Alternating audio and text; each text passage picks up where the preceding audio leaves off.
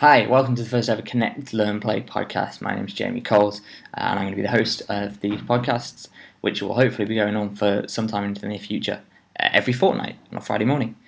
It's always exciting when you're setting up a new project and you're coming full of enthusiasm, and it's quite easy for it to fizzle out and die. So I hope that is not the case with these. So the first guest today, I'm very excited to welcome Alistair Norman. Hi. So do you want to start, if you're right, sort of introducing yourself and kind of who you are and what you do? Yep, my name's Alistair Norman. I'm a lecturer in information management in Leeds, working for Leeds University Business School. Part of a research group called AIMTech, which is focused on adaptation, information management and technology. And not particularly by design, but because that's where we've ended up working, we have a specialisation really in public safety and communications and technology around there. So I'm involved in research. We've just finished an FP7 project, which was run by the School of Computing here, called I'm Real, which was looking at taking virtuality and injecting reality into it, so augmented virtuality rather than augmented reality. I'm involved in teaching a range of areas, both information management specific and general management, as well as some collaborative work with our engineering faculty. Right. And do a bit of consultancy.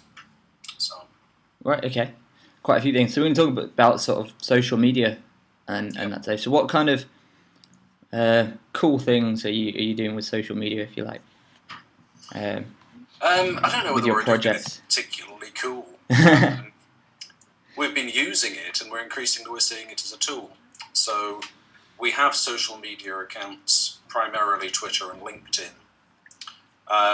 If I give you a couple of specific examples, for the research group, we have a Twitter feed.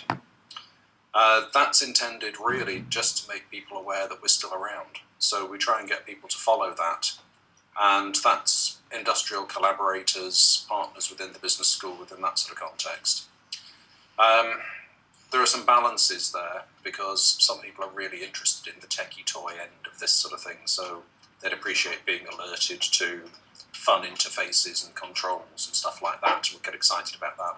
Other people would just see that as noise. So we're trying to strike a balance, and I don't think you ever know exactly how to do that between volume and content for that sort of audience. For sure. Do you do any kind of measurement of your audience? Do you keep tabs on who's following you and why they might be doing that? We keep tabs on the simple number stats, and we group people because we also encourage both prospective and current students to follow the research group. Okay. Two reasons for that. One is to help with the admissions process, so keeping people interested for particularly the postgraduate courses, particularly those who can't physically come to open days, because we've got a lot of overseas students. The other is building capacity and building demand, so we encourage students who we come into contact with to follow the research group if they've got an interest in information. And we make them aware through that we do a range of modules which are electives, so students can select into this from architecture, medicine, whatever. Right. There's a bit of gentle promotion in there as well for the master's courses that we run. Sure. Some of it, to be honest, is internal audience stuff. It's highlighting things which we know will then go across the Twitter feeds of people who we want to see it internally. Right. So how are you grouping these audiences? Are you using any tools for that, or are you just sort of aware of who's there and you're tailoring your tweets to that? We're aware of who's there. We're also running in parallel, particularly for those that we feel need more interaction. We're running the LinkedIn pages. Our advisory group is an example for that. We've got quite a high-powered advisory group, so we have companies like Thales, IBM, Port P, Soft Souls, TSYS represented on there, right. Ericsson. We've also got government representation as well as academics. And we run a LinkedIn group for that, the logic being that they have quite similar interests, and part of what we've done with the advisory group is set it up as something which is useful to the advisory board members as well as to us. So they get to network, they get to talk to each other, and it's a communication channel for them. We moderate it lightly, but hopefully that takes that sort of slightly more detailed discussion offline and away from Twitter. Right. So for those sort of things, you have to have quite an amount of content going out. I suppose to keep people engaged and interacting? Are you sort of working as a team to consciously create content, or are you? Yeah, there are 4 of us who are actively tweeting. We have taken responsibility effectively for monitoring different sources, and we've got some guidelines. So anybody gets a paper published, that the first author will tweet that. Anybody gets a research grant, that will be tweeted. Otherwise, we're looking for content. My particular area is a bunch of stuff around cloud computing, Internet of Things, and how that's going to impact on information. So I tend both to tweet and retweet around those sorts of areas. Another group member has a particular interest in public surveillance, civil liberties, and is tweeting around the sort of information stuff. So he's been busy with the NSA and PRISM and GCHQ. For sure, yeah. So do you have sort of an arrangement where? So I'm just thinking there's a risk with that where, first thing in the morning you might all log on and share some content, and then there's nothing for the rest of the day, or if you've got some kind of arrangement of when you're going to go on and do these. We aim for no more than about 6 or 7 tweets a week to the main feed. Right. Okay. Most of our audience are not following us with bated breath. We want them to register that we're still there. We want decent stuff to go across their screens, but if we start sending them 5 tweets a day, they're going to unfollow us really quickly. Okay. Has your team got kind of their own Twitter accounts as well that they're using alongside it, or is it? For specialist areas, yes. Personal use clearly is completely separate. Right. Although sometimes the personal tweets are worth retweeting. Mm-hmm. We in turn follow a bunch of other research groups, both in this university and others, as well as companies, etc. So there's quite a lot of stuff that's worth retweeting. I'll probably do half a dozen of those a week. Right. Are you sharing much kind of original content, such as blog posts and articles, or is it? Very little. We're signing people to that sort of stuff in other areas. So we have information on the web. We have our own web pages. So when we change those, we're signing to that. If we publish an article, publish a report, or are mentioned in the press, we were on The Economist, on FT, and on BBC recently mentioned behind a report that we did. And so we would link to that rather than actually putting specific content in for it. Gotcha. So there's a lot of there's a bit of triage and filtering, and then there's a bit of sort of promotion as well, sort of feeding people off the other way. Okay. Do you use it in your teaching practice as well? Yes, Twitter? I run Twitter feeds for not every module that I teach, because the ones that are slap bang on the information topic, we direct to the AIM-Tech, the research group information feed. Right. We can hit 4 or 5 modules that way. I've got another bunch of modules around general management, so I run a Twitter feed for those, and I run one for the groups that I have around engineering.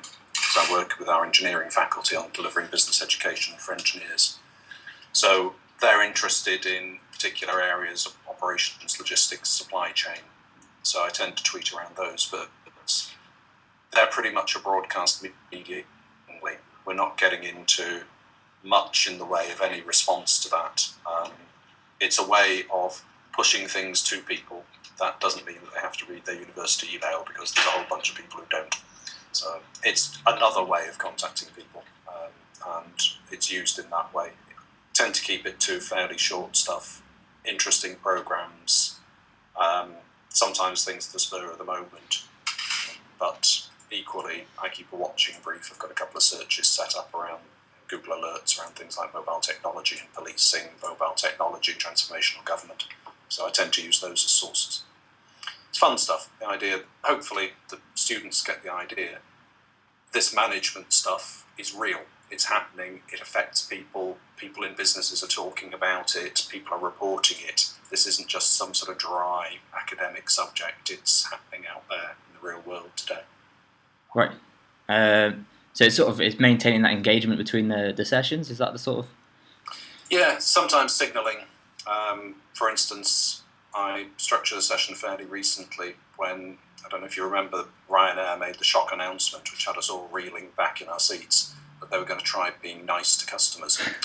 And I happened to be doing something around control in businesses, and I thought, well, this is ideal, because mostly, pretty much all the students would have flown on Ryanair or another budget airline. So pulled out quite a lot of content around that, and I used Twitter just to signal that and say, this is what we're going to be looking at. Here are a couple of resources. Have a look at this stuff before the session, because I'm going to use it as an illustration of the way that an organisation adjusts and controls its operations in response to feedback. Right.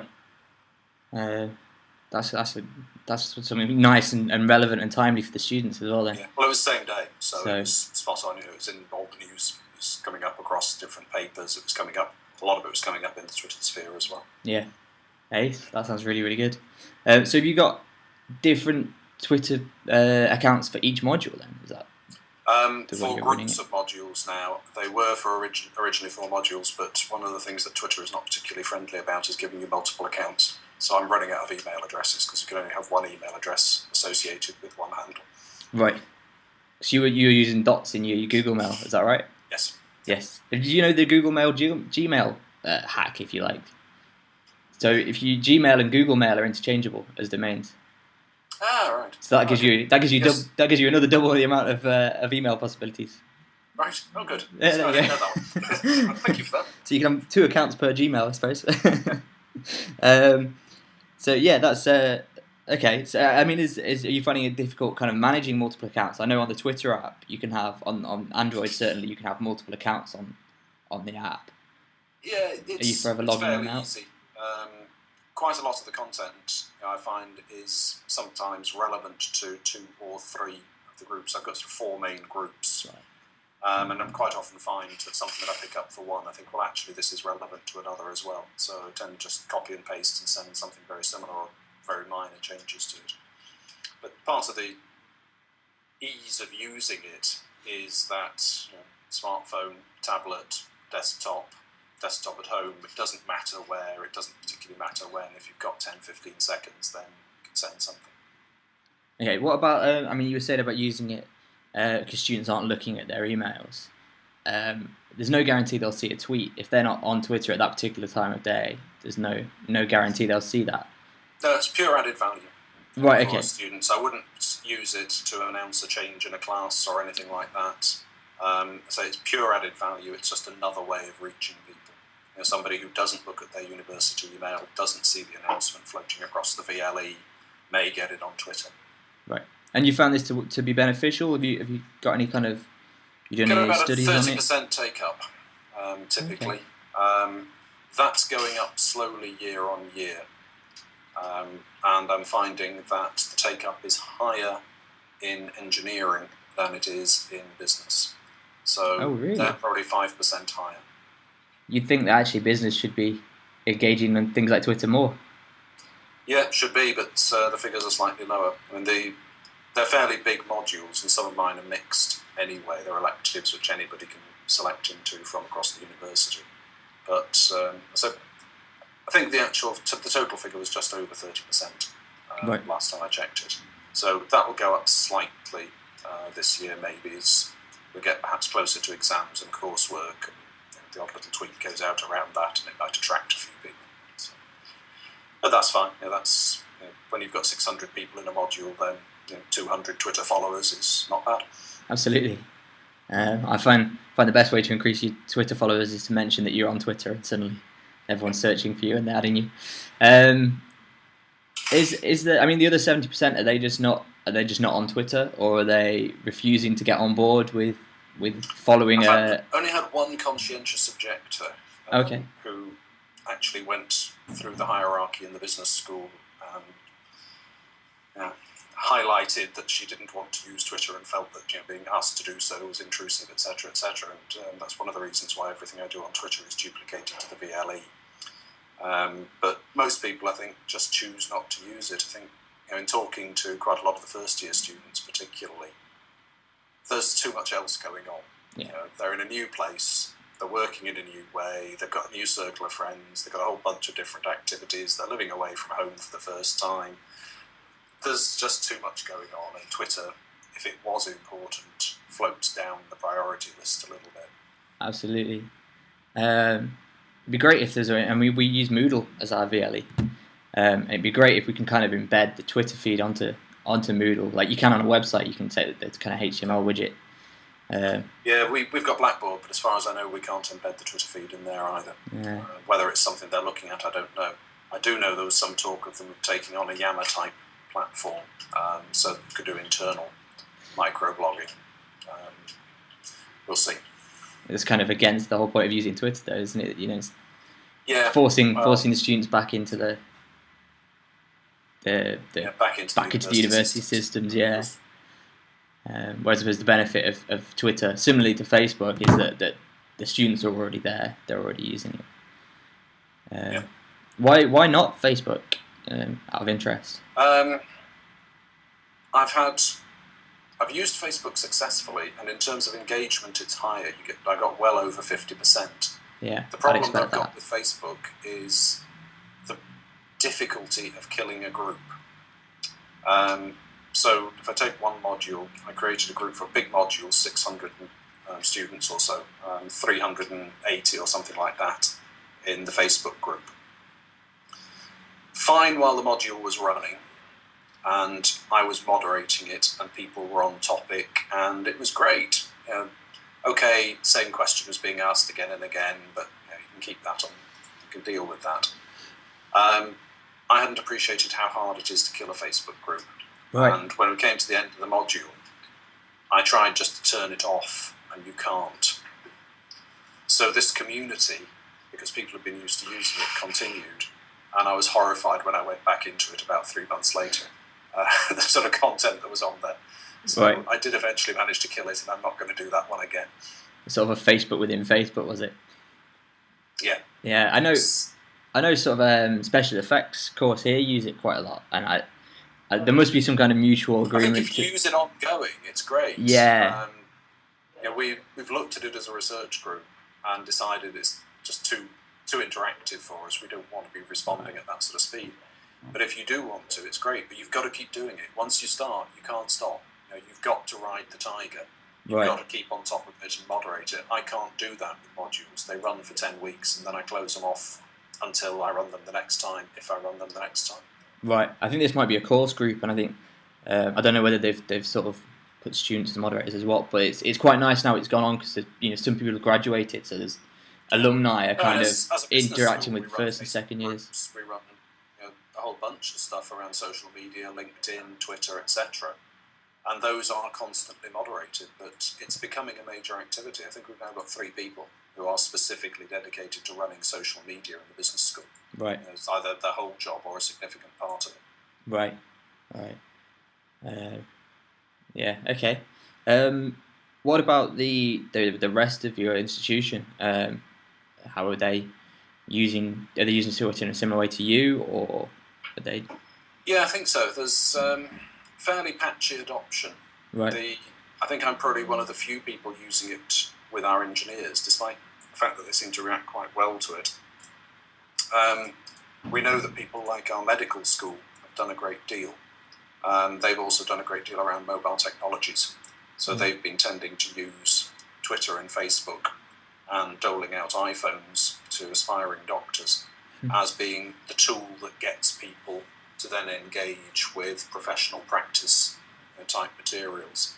So they've been doing a great deal around mobile learning and integrating social media and those sorts of tools into things like e-portfolios for doctors who are out, for nursing staff who are out, and also into the dental school. I understand the Institute of Communication Studies have been using it quite extensively, but I haven't come into contact with that particular one. Right. So I've spoken to some people, particularly in the perhaps like sixth form colleges and things, where they've just tried to shut it all down, and because it's sort of almost it's that control, I suppose, central control of Twitter. I mean, we've as an institution we've had a couple of bruising encounters. We had a Facebook group set up by some disgruntled students on a particular module a couple of years ago. Right. And we jumped on it pretty quickly. We sorted it, but that's there forever. Yeah. But you can't stop it. Yeah. The US has the rate my teacher type stuff. It hasn't really taken off here. Yet. But if you want to go onto that type of platform in the US and write what you want to write about somebody, it's there forever. Yeah, and even if it's removed from the site, just use Wayback Machine and you can find it. So. Yeah, So that's the. I mean, what are there any other negatives that you've really found, or No, it's is it? another way of engaging with people. It's another tool. Yeah. Uh, it's becoming expected. There is an element of that sort of box ticking. So and so's got social media. We ought to have it. So Mm-hmm. there is a bit of pressure to do it, but it does do a job for you as well.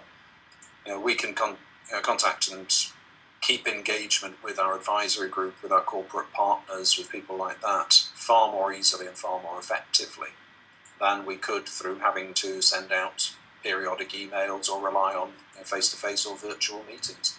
So as a tool, it does a job for us, but it's never going to be the type of immediate revolutionary impact that perhaps some of the zealots predict at the beginning when something like this comes in. It's like any of the sort of long wave innovations.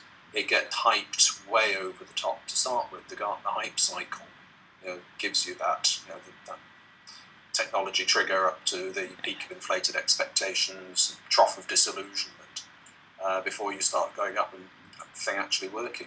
Social media has revolutionised all sorts of the ways that we do business, the way that we engage, but the long-term impact is still to come because we're still climbing what that Gartner hype cycle terms the slope of enlightenment to hit the plateau of productivity, and it's going to be a really long slope. Yeah. Absolutely. Are there any other? I mean, you talked about LinkedIn, and obviously you aversion to Facebook now because you're saying that. Are there any other social tools, or platforms that you're using to engage students outside of the VLEs? No, considered WhatsApp. Don't think it's Right. necessarily going to do anything useful for me. That may be because I don't know enough about it. We've used things like Flickr in the past when we've had something visual, if we've been doing work where you're talking perhaps an exercise with paramedics and people, so we've used that to post photos and give people access to that, which I suppose is a limited sort of use of social. I'm also aware of the use of quite a lot of the social tools through the way that people are working in different businesses. I do quite a lot of project management teaching, and I know a lot of project managers are making great use of that. I've played with a couple of the collaborative tools there, but they are, again, that sort of closed corporate university enterprise social media, as opposed to the use of the more widely available social media tools. Okay. And have you done any measurements or any looks at kind of any studies on the positives and the what you're getting back from the publicity for your research school, or for the kind of continuing the engagement for the students?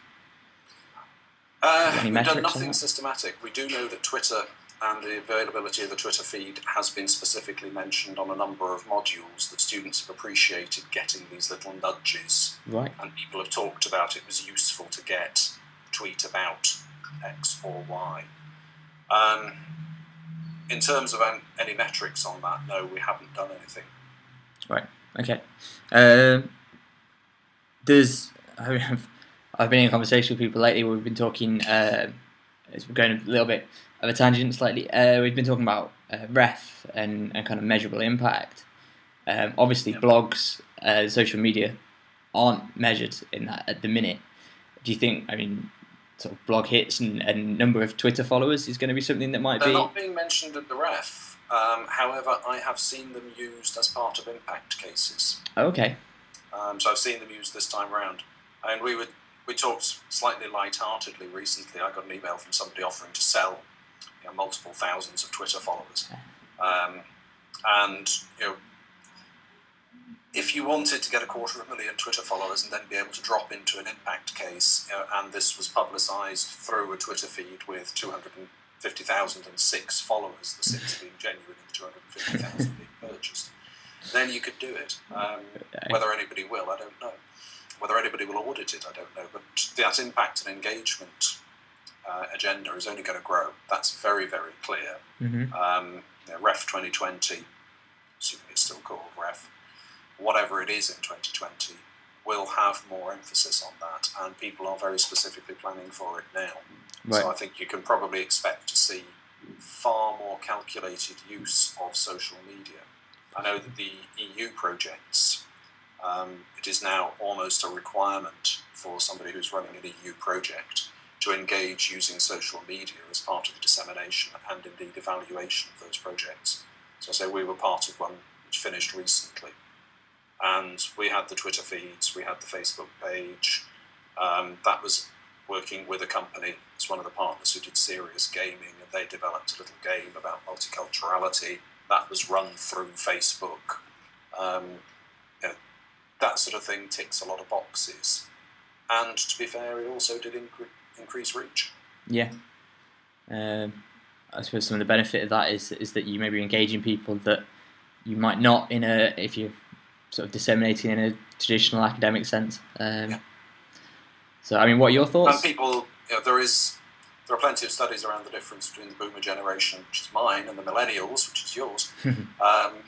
We interact and we expect to get information in different ways. Absolutely. So,